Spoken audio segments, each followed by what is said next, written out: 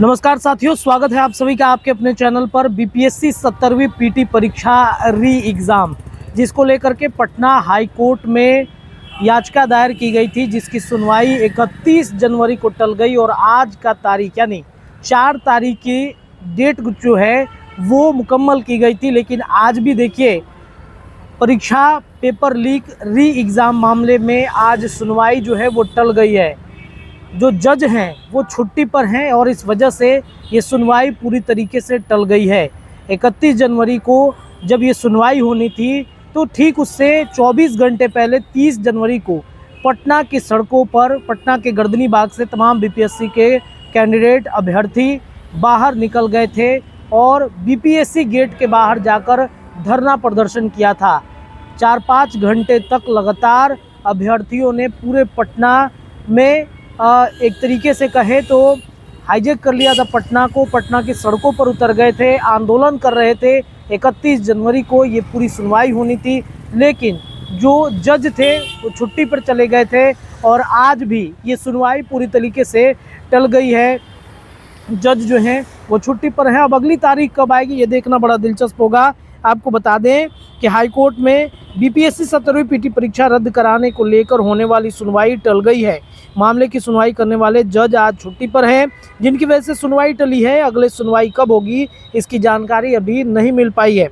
आपको बता दें कि 31 जनवरी को जस्टिस अरविंद सिंह चंदेल की छुट्टी पर जाने की वजह से हियरिंग नहीं हो पाई। इससे पहले 30 जनवरी को पीटी परीक्षा रद्द कराने के लिए पटना में कैंडिडेट ने 8 घंटे तक उग्र प्रदर्शन किया था। इस बार 3 कैंडिडेट और पुलिसकर्मियों के बीच झड़प भी हुई थी। सबसे पहले बीपीएससी ऑफिस के बाहर, फिर जदयू कार्यालय के बाहर, इसके बाद डाक बंगले चौराहे पर जाकर अभ्यर्थियों ने प्रदर्शन किया था। सुबह 11 बजे से प्रदर्शन शुरू हुआ, रात के तकरीबन 8 बजे तक चला और ज़बरदस्त जो हंगामा था वो देखने को मिला। और अब देखिए, 16 जनवरी को सुनवाई के दौरान हाईकोर्ट ने 30 जनवरी से पहले बीपीएससी को यानी आयोग को कहा था कि एफिडेविट लगाइए।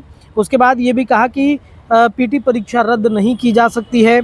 इसके अलावा कई अन्य याचिकाकर्ता हैं जो बीपीएससी 70वीं पीटी री एग्ज़ाम को लेकर पटना हाई कोर्ट में याचिका दायर किए हैं।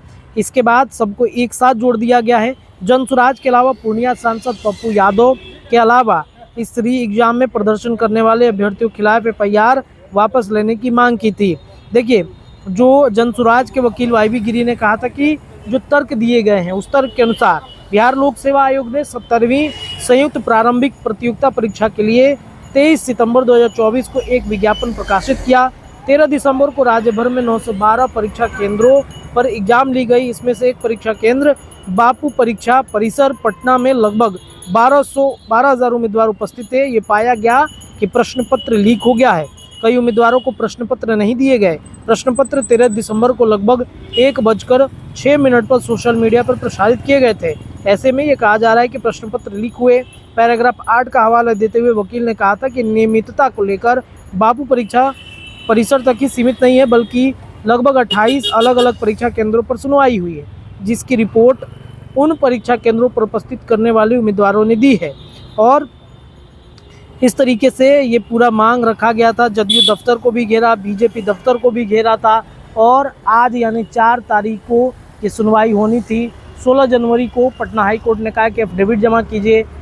31 जनवरी को सुनेंगे, लेकिन 31 जनवरी को भी जो जज हैं अरविंद चंदेल जो हैं वो छुट्टी पर थे और आज भी छुट्टी पर चले गए हैं, जिस वजह से ये पूरी सुनवाई टल गई है। अगली डेट कब मिलेगी ये देखना होगा। बीपीएससी अभ्यर्थियों का जो सब्र है ये भी देखना होगा कि कितने सब्र वो करते हैं। हालांकि 1.5 महीने से पटना के गर्दनी बाग में वो बैठे हुए हैं और उन्होंने एक ही संकल्प लिया है इस सत्याग्रह के माध्यम से कि जब तक हमारे फेवर में जो सुनवाई है वो नहीं हो जाता तब तक हम गर्दनी बाग से हिलेंगे नहीं। देखते हैं क्या कुछ होता है। फिलहाल इस खबर में इतना ही। जुड़े रहिए, तमाम अपडेट आपको लगातार मिलेगा। बहुत बहुत धन्यवाद।